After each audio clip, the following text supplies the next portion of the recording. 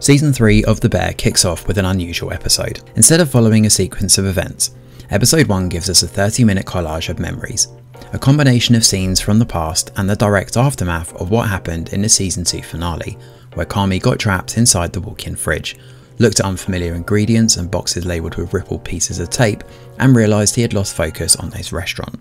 The flashbacks are primarily from Kami's past and offer some explanation for the way his anxieties led to an outburst in the previous season's finale. We see Kami leaving for New York while Natalie bids him a worried goodbye. The show then takes us through several different kitchens that Kami worked in, and all his various mentors, from the ruthless David to the more gentle Terry.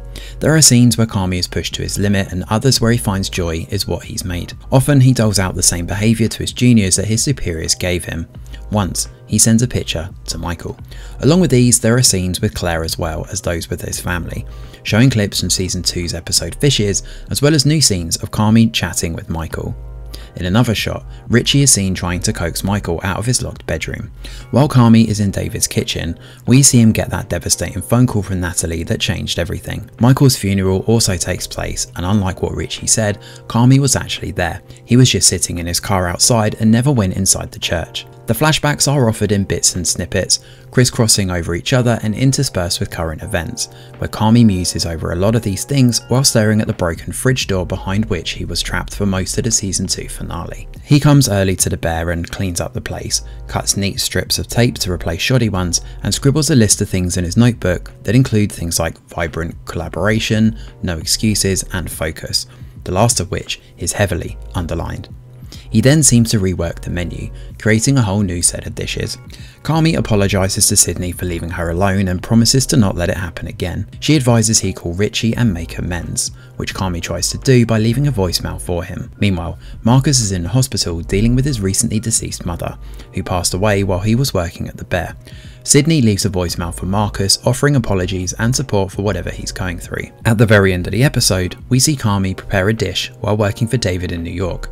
The exquisitely made dish goes out to a customer who is none other than Sydney.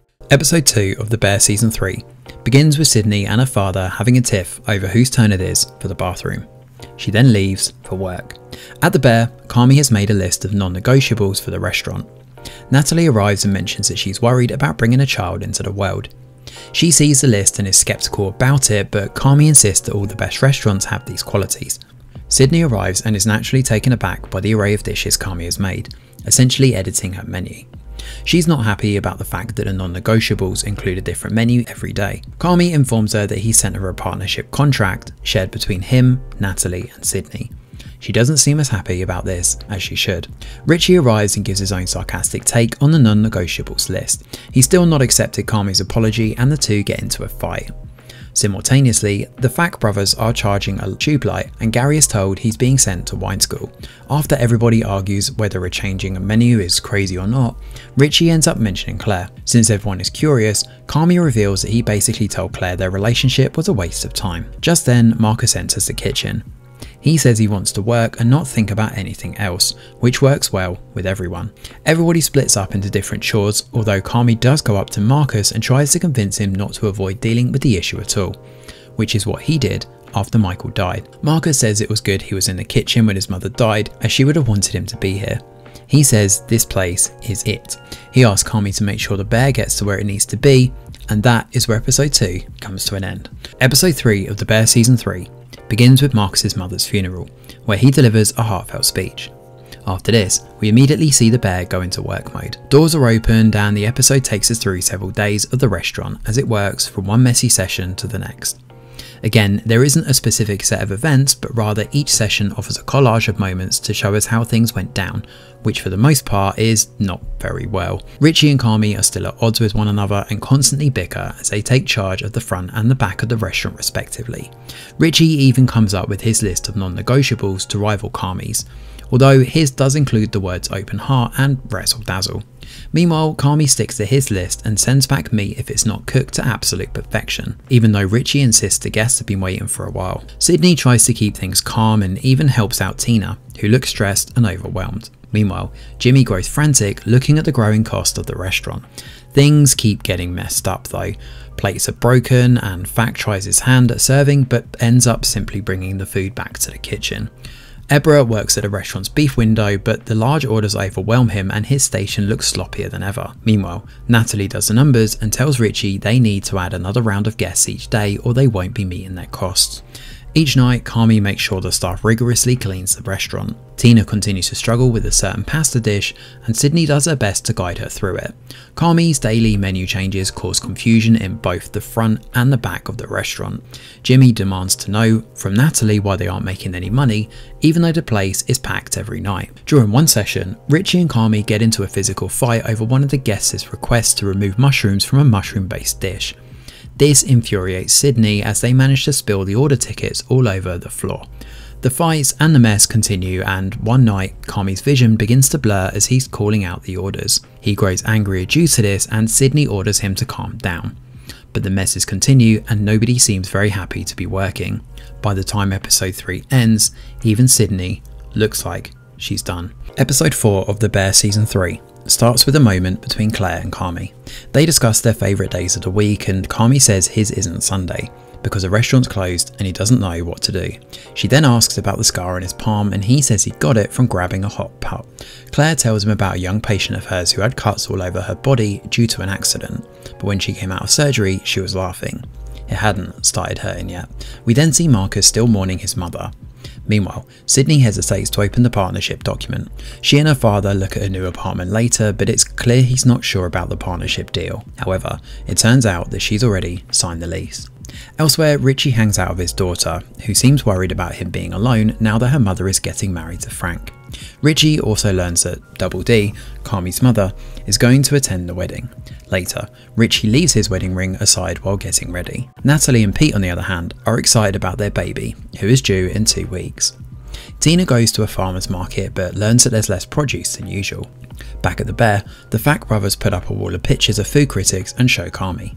Seeing all those faces staring at him definitely triggers some of his anxiety, but he doesn't let on. They need to know when a critic comes in. By the beef window, Ebra's station is still very messy and the orders are too much for him to handle. Richie drops his daughter off at her house and Frank asks to speak with him. He tells Richie he should have given him a heads up before asking Tiff to marry him, but Richie makes it clear he didn't need his permission. He just wants things between them to be smooth. While travelling, Sydney comes across Adam Shapiro from the fine dining restaurant called The Ever. He says he visited the Bear and the food was really good, especially a scallop dish. They chat a bit and Sydney takes her leave. Back at the restaurant, Sydney and Carmy bump horns over another recipe he changed. She then brings up that communication within the team is quite bad and Carmy realises it as well. Natalie is researching Michelin stars when Richie comes by. He realises she's worried about the effect her own mental health could have on a child, and Richie sympathises. Nat then assures Richie that Evie would still want him around in her life even after her mother got married again. Natalie then receives a phone call. The two of them go to the kitchen and tell the others that the Tribune is coming over to take photos. This means that a food critic has already been to the Bear and they're going to get reviewed, and that is where the episode ends. Episode 5 of The Bear begins with Natalie sitting inside a church praying. We then see her at home in the dead hours of the night. She's definitely still worrying about how to not pass on her family's specific brand of mental illness to her child. Sydney helps Marcus figure out what to do with all of his mother's things. He later apologises for making things weird when he asked her out. Sydney simply shrugs it off and then asks if Marcus reached out to his father. But as an absentee dad, Marcus doesn't feel like he needs to reach out. She then officially welcomes him to the Dead Mum Club. At the Bear, Carmy is having trouble plating a certain dish to his satisfaction. Richie, meanwhile, is shocked to see that Andrea Terry is closing the Ever, the restaurant where Carmy sent him to the stage. Carmy sees the news as well and gets invited for a funeral dinner. An article on his phone reads, "Is this the end of fine dining?" Richie is now getting the restaurant photograph ready for the Fact brothers, Neil and Ted, helping. They wonder if they should call their brother to help as well. Sydney arrives at work and discusses one of Carmy's new dishes. She sympathises about Terry and asks Carmy if he knew it was special when he was there, and he replies that he was too busy to think about that. Marcus grabs one of Carmy's notebooks to find a recipe and comes across Natalie, who is in pain due to how close she is to her due date. He also shows her Carmy's drawings in his notebook. He then brings up his idea for a dish revolving around violets, referring to a white violet he saw after his mother's death. Natalie says it's a great idea. Tina comes back from the farmer's market, but there wasn't much to get. They need to find a produce vendor. Sydney also hints to Carmy that their daily menu change is keeping them from getting to other things. Carmi helps Ebra when one of his trays falls down, and in the process asks if he is messing this all up. Ebra assures him he isn't. Richie speaks to Jess from the Ever, who says that Terry broke the news in a nice way. It seemed like she just woke up and didn't want to do it anymore. They have 1 week of service yet. Jess and Richie seem on good terms though. While Tina is working on a dish with Brussels sprouts and cauliflower, Sydney helps her put it together. Simultaneously, Marcus works on his violet dish. Carmi talks to Natalie about the Ever and then mentions that Ebra needs help at the beef counter. He proposes bringing 2 others they know, Chucky and Christopher, in to help, and she agrees. He tries bringing up their mother, but Natalie brings Claire up in retort and they decide to not talk about it. Neil and Ted Fat call in Sammy, their other brother, played by none other than John Cena, to help with getting the restaurant ready for the photo shoot. However, Sammy is mad at Ted for stealing his SD cards and therefore will be haunting him, a Fat family practice where one person keeps spooking the other through jump scares and the sort. Inside, Uncle Jimmy brings Nicholas Marshall over to the restaurant, although he's more commonly known as the Computer. He has Computer take everybody else through the restaurant's costs and makes cuts where they can. This includes reducing wine costs and removing charger plates, unused plates that are kept on a table before the customers arrive, and the restaurant phone that isn't being used for reservations. After the Fat brothers are done cleaning the place, the photographer comes over and takes his shots under the guidance of Richie. Things take a turn when the photographer asks for the duck dish that the reviewer had. Of course, due to the changing menu, the chefs had no idea what dish it was. Also, there is no duck in the kitchen at the moment. The only person available, Sammy Fack, ends up being sent to get it. Later, Computer tells Natalie that they are paying Marcus too much for a chef who only makes 2 things. He hints at letting Marcus go and Natalie makes it clear that that is not happening. Jimmy approaches Sydney and talks about her partnership, but she doesn't seem very excited about it. He then wonders if Carmi is more strung up than usual and wonders if he should have done more to help him and his siblings as kids. Sydney says that he's here now, which is more than enough. In the depths of the storage area, Carmi finds a box of things labelled Double D. Inside, he finds a bunch of old pictures. Episode 6 of The Bear starts with Tina waking up at 6 AM, getting ready and cooking all in the first half hour. She and her husband David discuss the apartment's increasing rent, but he tells her not to panic as he's expecting a raise soon. She goes to work at a confectionery and a calendar tells us that this was in 2018. However, she's not cooking, but rather working at a desk. Unfortunately, she's then called into a meeting where she's told she's lost her job. She tells David about it that night and promises to find a new one. Despite her setback, Tina begins to look for new work with optimism and leaves a resume at various places but finds no luck. 2 weeks in, Tina hates that she isn't doing anything and isn't able to find any leads. Even when she finds a profile that is the same work she did at her last job, they don't hire her because she doesn't have a college degree. She finally gets a call for an interview and starts to feel positive about things. However, when she gets there, she learns that the job has already been given to someone else. The receptionist barely looks at her and Tina leaves in a rage. When she heads back to the bus stop, she sees that her bus is delayed. She needs a place to hang around for a bit and what's across the street but the original beef. She goes inside and takes in the chaos of the restaurant where Christopher, Richie and others are running around holding the place together. She gets a free Italian beef sandwich along with her coffee and heads to an inside room where Neil is playing on an arcade machine. Michael notices that Tina is sobbing her eyes out and Richie tells Michael to tell her to stop or she's going to scare all the regulars. Michael does end up approaching Tina and they start talking about their respective days. Michael talks about how his day has been hard because of a possessed toilet and delivery fees and they don't have enough staff. Tina unloads about her own day as well. We then see the scene from episode 1 where Michael shows Tina the picture of a dish Carmi sent him. He raves about his baby brother and how he not only knows what he wants, but is also really good at it. While Michael doesn't like a lot about his job, he likes the food is around for most celebrations and good times. Michael recalls a time when he went on a field trip as a kid and entered a building and saw a bunch of offices. He was overwhelmed by how so many people had dreams and achieved them in that building. But he somehow knew that wouldn't be him. On the other hand, Tina talks about how she's been seeing all these kids working at the job she wants and how they seem so hungry and don't have to worry about rent.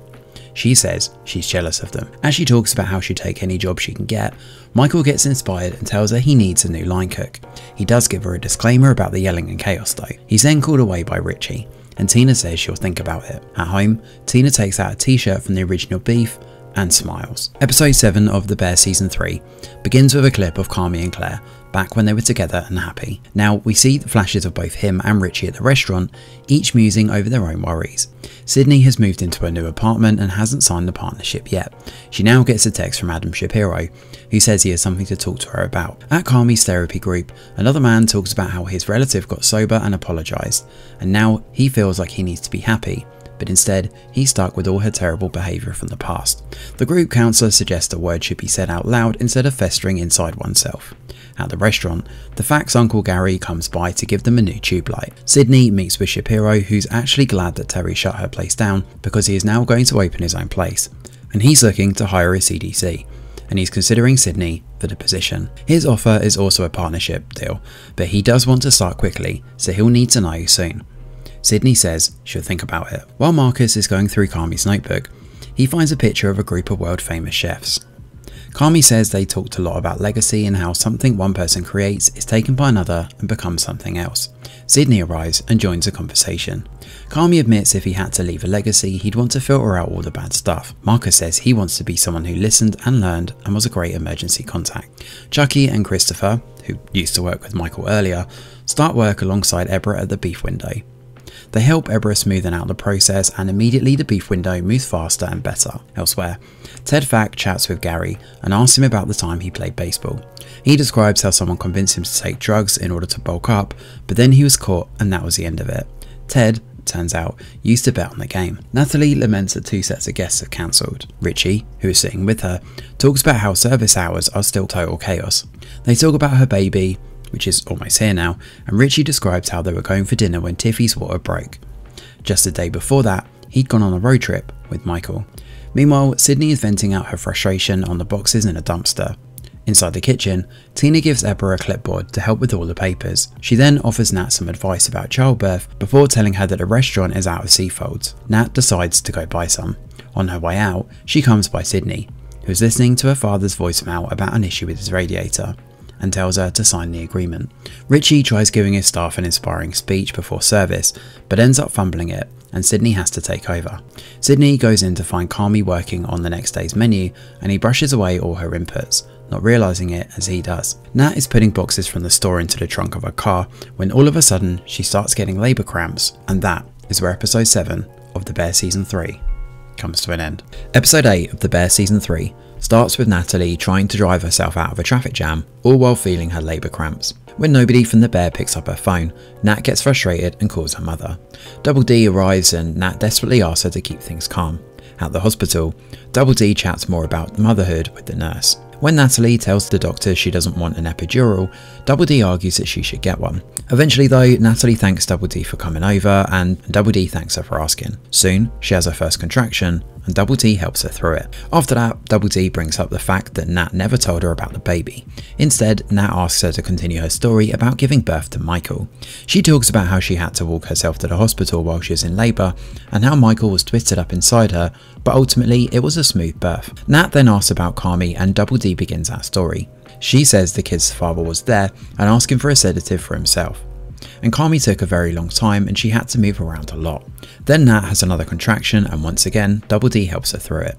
She then goes out to get Nat some ice chips and comes back just as Nat is having another painful contraction.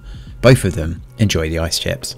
The doctor comes in and tells Natalie that it's going to be a while before the birth begins. She considers taking some oxytocin to help fasten the process and decides to even think about an epidural. As Double D comforts Nat, she says that she thought Nat didn't want her around.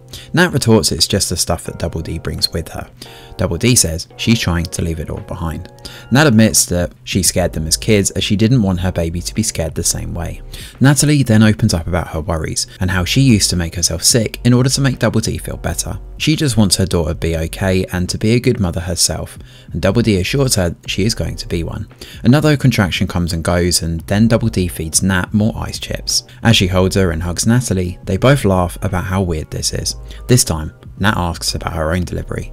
Double D says a few days before she was due and her husband wasn't around, so she slept early.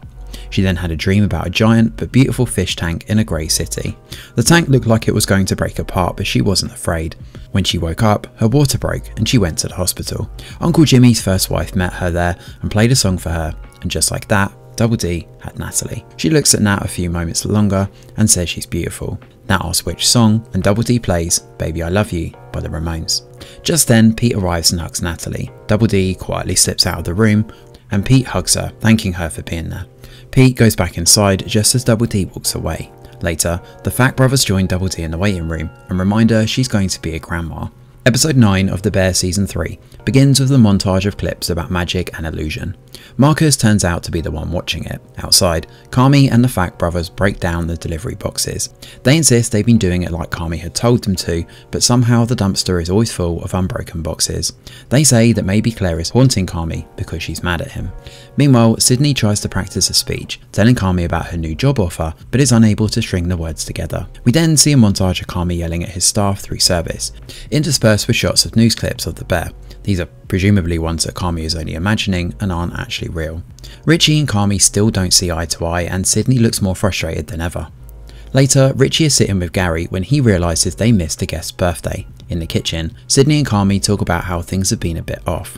Sydney is about to tell him something, but then backtracks and decides to talk later. Kami tells her that the funeral dinner for the Ever is the next day. He tells Sydney that she should come too. Kami then says he doesn't want it to be so hard to keep up with him, but doesn't expand on this. After Sydney leaves, Kami goes inside the walk-in fridge and thinks about calling Claire. He even practices apologising, but is ultimately unable to call her. Back home, Sydney goes through several articles that talk about the bear, but only mention Kami and not her.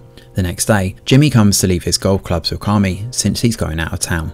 They both agree they've been thinking about the upcoming Tribune review a lot. Jimmy then goes on a rant about how a lot of crazy dreams were achieved by people in Chicago while they were financed by the university. His point is, if the restaurant gets a bad review, then he's going to cut the string. He then tells Kami that his mother wants him to call. He also apologises for not doing more when things were crazy with Double D and Mikey. Kami says he also could have tried more. Later, we see Jimmy get back in the car with Computer, and we realise that was not the whole truth. Apparently, Jimmy isn't doing well financially and is about to go broke. Richie meets with Tiff at a playground where Evie is playing. She asks him about his RSVP for the wedding and tells him he's her family and she would like him to come. When Richie brings it up, Tiff apologises for telling Evie that he's alone. Back at the Bear, Tina works on a new dish and Marcus tells her it's really good. She asks if he's doing okay and he admits getting flashes of memories with his mother. He then gives Tina the idea to use smoked horseradish in a cauliflower dish. We then see Kami sketching and drawing in his notebook at various points in his career. Elsewhere, Sydney goes out to the seaside. Ted and Neil have a brilliant idea of going to the hospital and speaking to Claire on Kami's behalf, which truly sounds like the worst idea ever. Sid completes her journey and reaches Sydney and Pete's house with a bag full of food for the new mother and child. Pete thanks her and then brings up the partnership contract, which he, as a lawyer, looked through. He tells her the salary and that insurance starts after 3 months, which is not as good as the contract that Shapiro offered her. Neil and Ted do meet with Claire and make a rough, badly structured case for Kami. They say he still loves, and she very politely asks him to leave her place of work. Back home, Nat fawns over her newborn. Kami though, all dressed for the funeral dinner, leaves his prayer card behind as he walks out, and that is where episode 9 comes to an end. Episode 10 of The Bear Season 3 starts this finale with one of Kami's previous workplaces. It's his first day and the head chef, played by the very real chef Thomas Keller, shows him how to prepare a roasted chicken. He talks about the importance of being a chef and the significance of making food that plays such an important role in people's lives, eventually leaving him with some encouragement. Back in the present, we see a montage of a large group of highly reputable chefs, all of whom will be attending Ever's funeral dinner. Kami arrives and meets Luca. Richie arrives too and greets his old colleagues. He asks if he can hang around inside during service and they agree. Sydney arrives and Kami introduces her to everyone. Shapiro puts forth the first dish to the group and Sydney keeps thinking about his offer. While all the other chefs talk about their various experiences, Kami keeps looking towards David, his harsh mentor from New York, who is sitting a few tables away. Sydney seems to enjoy hearing all the stories about all the chefs' mistakes, as well as their rewarding moments. Kami seems zoned out though, thinking about the times David grilled him, or when he told Mikey his idea of opening a restaurant together, or his moments with Claire. The chefs talk about their love for food and how they have the power to make a little magic for people. And then it's time for Terry to give her big speech. She describes how she started to work as a garden manager in London and how she watched her regulars for years, watching kids become teenagers. She says that in the end, people don't remember the food, but they remember the people. She closes it out by thanking everybody. Inside the kitchen, Richie asks Jess if there is a secret to staying inspired at this job. She says she surrounds herself with people better than herself. Back outside, Luca and Sydney call Carmi out for staring at David. Luca agrees that he's not a nice person. Carmi, however, says he was a great chef, but left him very mentally ill. When he sees David getting up, Carmi follows. He tries to call David out for giving him ulcers and panic attacks, but David claims to have turned him into an excellent chef. David also says that by leaving out all the other bullshit in his life, Carmi achieved greatness. This doesn't set well with our protagonist, of course, who believes his life stopped because of David. David casually leaves to go to the toilet while Carmi grapples with his feelings. Elsewhere, Luca and Sydney talk about the pros and cons of having or not having siblings. Luca says he's here for a few months to reconnect with his sister. Adam Shapiro comes by and asks to speak with Sydney. He asks if she has spoken to Carmi yet, but she says she hasn't found the time. Terry finds Carmi standing outside for some fresh air. He thanks her for all he learned while working under her. She then reveals that she's closing because she wants to focus on living. She believes she did all she wanted with the restaurant. She then congratulates him on his new restaurant. He asks what she would tell herself when she was in his position, and she replies she would tell herself that she doesn't know what she's doing and is therefore invincible. All the staff watch as Shapiro brings down the "every second counts" sign and gives it to Terry. The whole group, except for Carmi, meet up with the staff and the bear at Sydney's apartment and throw a party. Terry brings out the frozen waffles and pizzas from Sydney's fridge for everybody, and Sydney looks at a clipping about the beef on her fridge and thinks about all the people at the bear. Tension slowly increasing until she has to step outside and let the panic breaths take over. Somewhere on the streets, Carmi checks his phone to see that the Tribune's review is out. We don't see the full review, but only a flash of words. Excellent, dissonant, sloppy, genius, innovative, delicious, tired, inconsistent, and more. Could this be a mixed review for the restaurant? Either way, Carmi simply looks up and curses before we see a "to be continued" sign flash across the screen, and that is where the finale comes to an end. Thanks for watching, and do let us know your thoughts in the comments below. Smash a like or subscribe to the channel, your support is very much appreciated. I'm Greg Wheeler, and from all of us over here at The Review Geek, we'll see you on the next video.